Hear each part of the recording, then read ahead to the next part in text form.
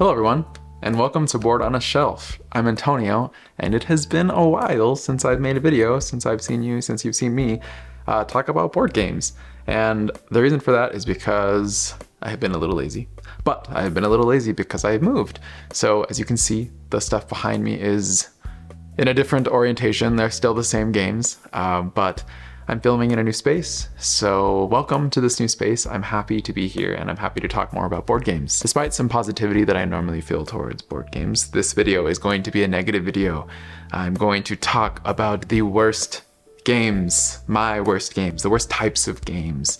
And what that means to me is games that I do not enjoy. And you may be thinking that I'm going to give you like Arkham Horror or Catan, but I'm not. I'm going to give you the worst types of games. And with that, I'm just going to get started. Well, first, I'm going to say that all these types of games that I'm going to talk about, I own and I love. So I can hate the games that I love. That's totally fine. Love-hate is a perfectly healthy relationship to have with anything. So I'm going to go ahead and get started.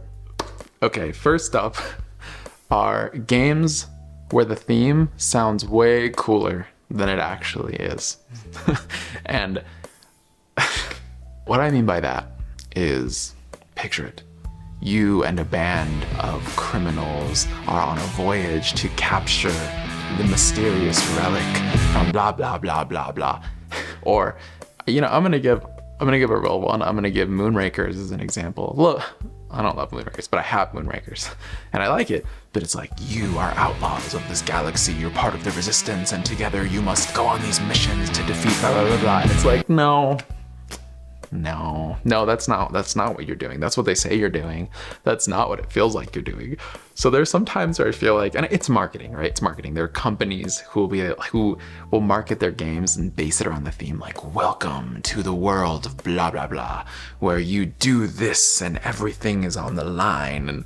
And in reality, you're just rolling dice and trying to move around a board and get points, right? And that's fine. Like, I understand there are some games that do theme really well, but the worst ones to me are when I'm like reading about a game and it's like fight in feudal Japan and like, no, collect cards, next player's turn, pass, you know, like it's a very like, they try to like really spice up these just like very simple, bland games sometimes. And sometimes it works. Like I'd rather have beautiful art and a made up unnecessary theme as long as it comes with beautiful art. But there are some games where like I know that people pick it up because of how cool the theme is, and it just like doesn't come out in the game at all. So that has to be one of my least favorite things. It's on the list. A game where the theme sounds way cooler than it actually works out on the table. The next type of game is a game where there is no coming back after you are losing. So if you're too far behind, there's a point in the game where you're like, I cannot win. I just can't. Or you're looking at somebody, you're playing with somebody, and you're doing really well, and then you look at this player and they're just like, because they're playing this game for another hour, and they're not gonna win. You know they're not. They know they're not. And you sometimes, for me, I'm like, you know, you never know. This game's like, it can go anywhere. No, it can't sometimes. Sometimes it can't, and that sucks. And like, I guess that's not it could be a flaw of the game. It could just be like a game that requires that you shouldn't be putting like experienced and unexperienced players together. But there are just some games like that. And there's games that try to fix it. Like Ankh is a good example of a game that like tried to fix it. Oh, if you're in last place, like if you're really losing in this game that's kind of long, like you merge with the other player. And that also sucked. Like it wasn't good because you're like, you don't have to like leave necessarily the table, but we're gonna make you pretend like you're another player for the rest of the game. And it just like, it's not, I don't know, there was a game, so I played a game of Cyclades recently, and it felt like there was one player who was like, oh, he's gonna lose. No, that sucks. And even he was like, I'm gonna lose this. And there was a point at the end where he could have done something. If it worked out just a little bit differently, he could have come back and maybe not won, but come closer. But there are some games that are really, especially like long ones, where you're like, I'm getting crushed. I've played Scythe, I have Scythe, I love Scythe, but I've had many games of Scythe where at the beginning or like quarter of the way through, or arcs or something like that, I'm like, I have to just sit here and get whooped on. Or I have to sit here and whoop on someone else so I can win, but they're not gonna have a good time. I have a lot of games that are like that, but blech, not fun. Next up is a category of games that I hear a lot about, and that is games that need the expansion, right? So like Terraforming Mars, some people say A Feast for Odin, but there were just like a lot of games where it's like, oh, Marvel United, oh my god. So they're just games that come out and they're like, oh my gosh, get this game, but like you need the expansion or else the game sucks. It's like, well then I don't want that game. Like I wish that game had the expansions in it. And that's like one of the reasons I've been getting these like deluxe or like legendary edition boxes, is because for older games, they're games that have the expansion like implemented in it.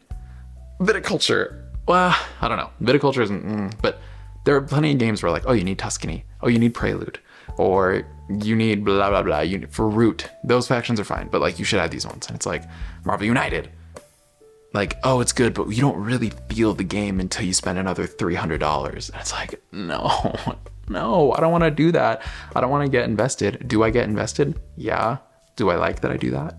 No, but I do. And I just wish that the games that need the expansion are just like, but they could have just made the game like a little better, right? I don't need the expansion. I don't want to need the expansion, but sometimes you do, and I've been guilty of saying it, but it does make me appreciate that game a little less. Next up is games where the theme, I'm talking about Euro games. Well, not really, but games where the theme is so embedded in the language of the rulebook that you don't know what it's talking about. Oh, spend this, or journey along the trail, or gain this.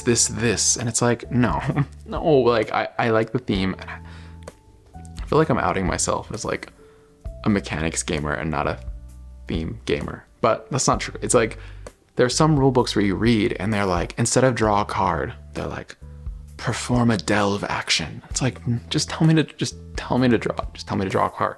Like, or gain this type of prestige. And it's like a point. You get a point. There's just some times in games where like the rule book and the teaching of it can get bogged down by some very specific, like jargon, and it's like a waste of time sometimes. Like, let the theme come out in the art, let the theme come out in like the feel of the game. And like, yes, you can throw in some like, okay, yeah, this game uses this specific type of currency, or this game uses this specific type of tea. Like the resource, I don't know, the resources can have cool names like pearls, or spend twigs, or spend stones, or spend wood. Like that's cool. Thematic, there you go, boom. But I don't need like, when you're teaching me the game, just like tell me to do the thing that you want me to do. Like roll the dice, draw the card. Like you don't need to have all these fancy words for it when I'm trying to learn the game, So that's kind of a small one that's pretty nitpicky, but yeah, that is one of my least favorite things. All right, the last one on this list is, and these aren't ranked in any particular way, this is just me rambling. I don't know, this came into my mind recently, and I was like talking about it with Paul, and I was like, I should just make a video about this, because I don't know, why rant when I can get your guys' opinions and hear you guys disagree with me and hear what you have to say and agree with you and just start this whole conversation. But the last one that I want to talk about is when the rule books are giant. And I know that sounds like a very complex like rule book of like, gosh, this rule book is too big, which also is annoying. Not my least favorite type. I do like a thick rule book, but I mean like a big rule book. I'm gonna grab one sec. Like the beloved game Wonderland's War. This thing is huge. I'm trying to read this at the table. This is my hand. It's so big. I have to like, I don't know if I can show this. Can I show this? Well, it's huge. It's like reading a textbook. Like, look at me try to read this with one hand. I can't. You have to like, and not only is the game ginormous, but this is mostly, there are other games like this, but for some reason, every time I think about it, this guy comes to mind. And it's big, I get it. It's like, it's nice. It's a good rule book, but it's so large. Like I have to like scroll through this dang thing. I'm being dramatic, but I always notice it. Just giant unnecessary rule books when you don't need that. You don't need that. I'd rather have a longer rule book. And then also, when you're trying to put it away in the box, it's like the exact size of the box. So you're like putting on the lid and you're like worried that the rule book is gonna crease. Anyways, I'm rambling, but I don't like a game where the rule book is gigantic. Like that big square doesn't need to be that way. Okay, honorable mention. This just came up. I was looking for a game. I don't know if I want to call it out. I was looking for Rebel Princess, right? It's like a deck of cards. And why is it almost $30? Why is this deck of cards almost $30? It shouldn't be. It shouldn't be. It is a deck of cards. It's a trick-taking game. Honorable mention is a deck of cards shouldn't be over $15. It shouldn't be. If there's a lot of cards, yeah, okay. But like a, you know, like a deck, like just like a sea salt and paper or like a Rebel Princess, like those shouldn't be more than 15 bucks. I don't know what kind of production you're doing on this deck of cards, but like you don't need to do that. You don't need to do that. We just want the deck of cards. All right. Thank you for watching. I feel like I got a little heated there, and I don't think I should be doing that. So I probably won't make another video like this for a while. I was making this list and I have more that I could talk about, and I decided to just keep these 5.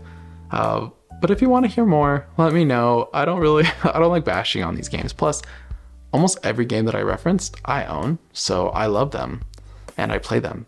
But there are just some things where I'm like, guys, why did you do this? Like, stop it.